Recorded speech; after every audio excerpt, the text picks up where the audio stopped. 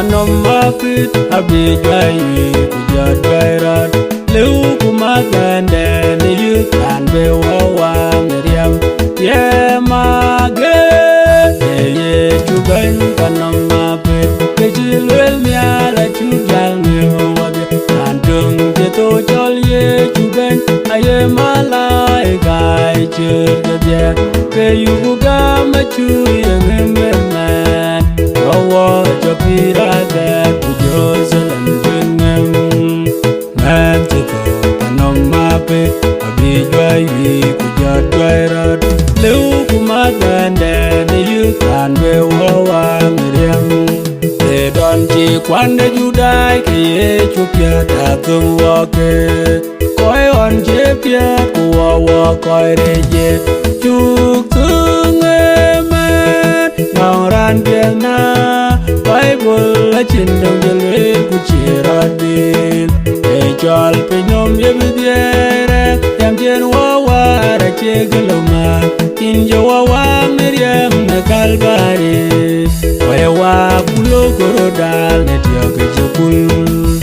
mantito panom mapit abijai kujadairat leu kumagande ni yukan bewawa meriam laske rantirangko eyigilwe le bicho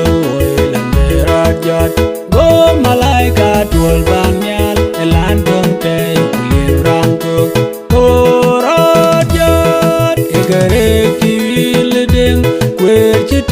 kabi wate wade rantong ye to yere jaliu wabiti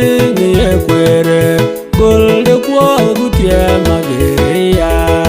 unke merier bi waya pirate mantiko panom mapit abijai kujadairat leu kumagande ni yukan bewawa meriam meji pinam kamyal en ke chang meji tang waye koba leu kunyal nyungen te ken wayen gam kunyal beti boya jengdin ritomyal kumalai kai jengi lagi ngalweli cherubim kenise rapim ande matin baju ya durwanke ye ko ba chodye deke atokene embe chatar yonyra diri nubuyonyate